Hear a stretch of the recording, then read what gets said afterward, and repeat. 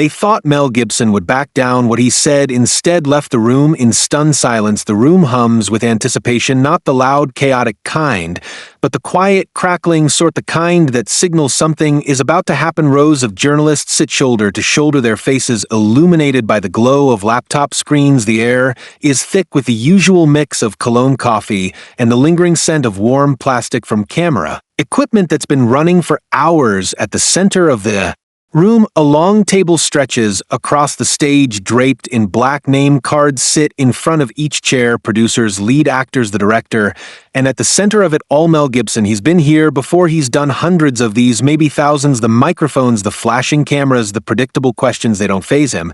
But something about this press conference feels different, not in an obvious way, more like a low rumble in the distance, a shift in the air that only a few people in the room seem to notice. Mel adjusts the sleeve of his jacket, his fingers tapping lightly against the table, not out of nervousness.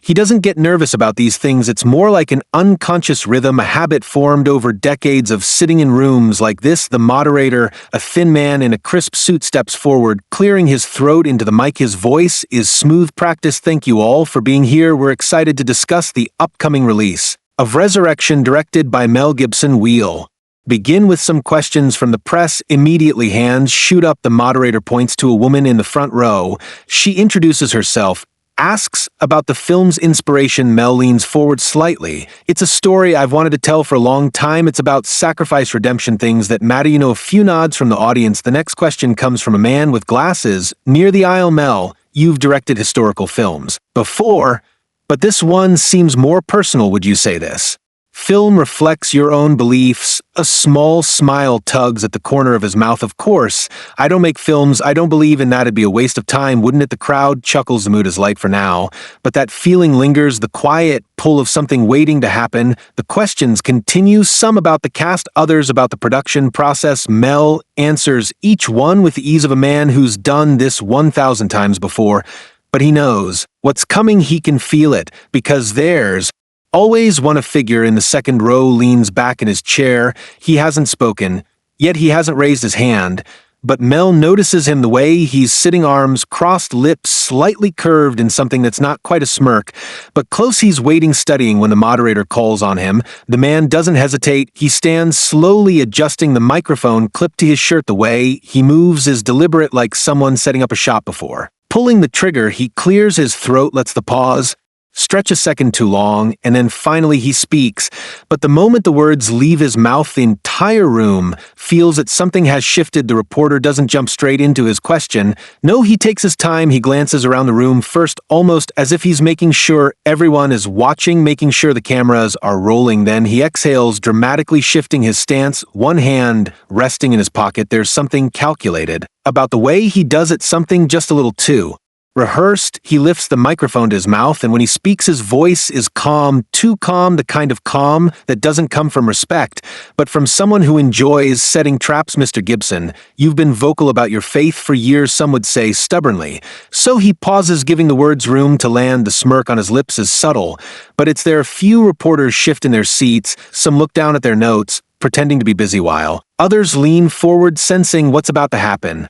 The reporter continues, but in today's world, isn't Christianity becoming outdated? Isn't it in many ways divisive, with everything happening globally, progress, inclusivity, people moving past old traditions? Don't you think it's time to let go of something that has caused so much conflict throughout history? He sits back, satisfied. The question isn't just a question, it's a statement wrapped in bait. The room is silent, a tense, expectant silence, the kind that hangs heavy in the air. It's the kind of silence that happens right before impact, right before something breaks. Mel doesn't react immediately. He doesn't scoff. He doesn't roll his eyes. He doesn't rush to defend himself. Instead, he just watches for a second. He tilts his head, slightly studying the man in front of him, the way a seasoned fighter sizes up an opponent before throwing the first punch. The room holds its breath. Everyone knows Mel Gibson. They know his history, his temper. The media has written about it for years, turned it into headline, sold stories off it. They've seen him react before. Fire for fire, sharp-tongued, raw, unfiltered. They're expecting that version of him. Now they're expecting him to take the bait, but he doesn't. Instead, He does something far more unsettling. He smiles, not the kind of smile you put on for press conferences, not the polite media-trained expression used to smooth over awkward moments. No, this smile is slow, calculated, the kind of smile that makes people lean in because they know something is coming. He picks up his water bottle, unscrews the cap, takes a deliberate sip, then sets it down again.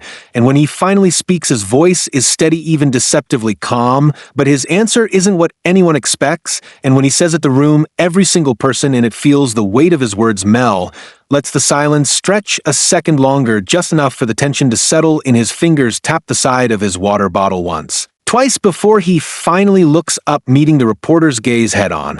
And then he speaks.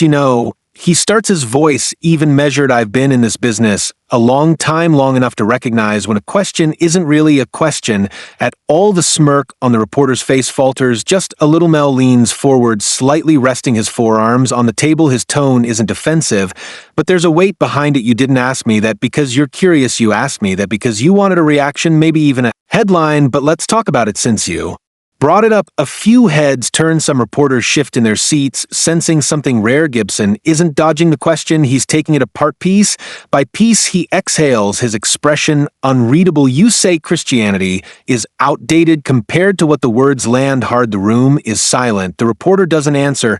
So Mel continues, greed, corruption, the idea that nothing matters unless it serves our immediate gratification, because that's what modern thinking has turned into, an obsession with self, with tearing things down just because they've been around too long. We like to call it progress, but half the time it's just destruction with better branding. A murmur ripples through the room. Some journalists exchange glances. Others scribble furiously in their notepads. The cameras keep rolling. Mel shifts in his chair, but his gaze never wavers. Let me ask you something, he continues. When was the last time you saw someone ridiculed for being Buddhist? Muslim, Jewish people don't do it because they know it's offensive, but Christianity fair game. It's open season and no one bats. And now you can mock it, drag it through the mud, call it a relic from the past, and you'll still get a pat on the back for being brave. But what's brave about kicking something people already love to hate? The reporter opens his mouth, maybe to interject, maybe to defend himself. But Mel isn't done. You say Christianity is divisive. I say people are divisive, always have been. Always will be. The world doesn't turn on faith, it turns on people's choices, and people have been using everything, race, politics, religion, to divide each other for centuries. Christianity isn't the problem, people are, and blaming faith for human failure is just a lazy way to avoid looking in the mirror. The weight of his words presses against the room. The tension is no longer just between Mel and the reporter, it's in the air itself. It's on the notepads of journalists who suddenly realize they're documenting something that won't be forgotten by morning. It's in the quiet hum of cameras still recording, catching every flicker of emotion, every shift of body language. Mel exhales, then leans back. He picks up his water bottle again, twisting the cap off. So if my faith offends you, that's not really my problem, is it? The reporter shifts in his seat.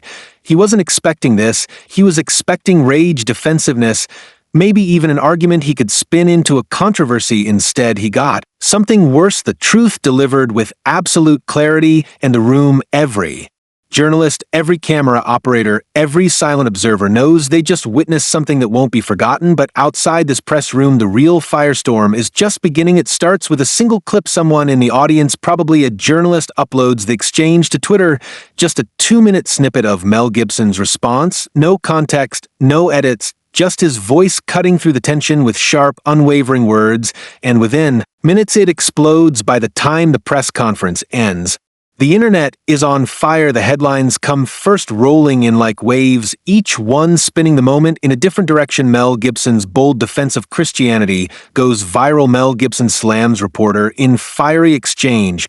Watch his brutal response. Mel Gibson's controversial rant. Hollywood reacts. Then come the reactions. Twitter is a battlefield. Supporters call him a fearless truth teller, praising his refusal to back down. Clips circulate with captions like, "Finally someone says it out loud," and "Mel Gibson just did what no one in Hollywood dares to do." On the other side, the outrage machine kicks into full gear. Blue-check journalists dissect his words, calling them dangerous, outdated, inflammatory. Think pieces flood, and some claim his comments are proof that he's out of touch with modern society. Others suggest he's intentionally courting controversy to stay relevant. Late-night talk show hosts waste no time. Within hours, his face is plastered across monologues. They play clips of his response, chopping them up for comedic effect, adding canned laughter, twisting his words into easy punch lines. Wow, Mel Gibson defending Christianity. Who could have seen that coming? I mean, next you'll tell me water is what the audience laughs, the host smirks, flipping through his cue cards, another segment, another target. Meanwhile, major media outlets call in experts to analyze his statement. News panels break down the implications of his words. One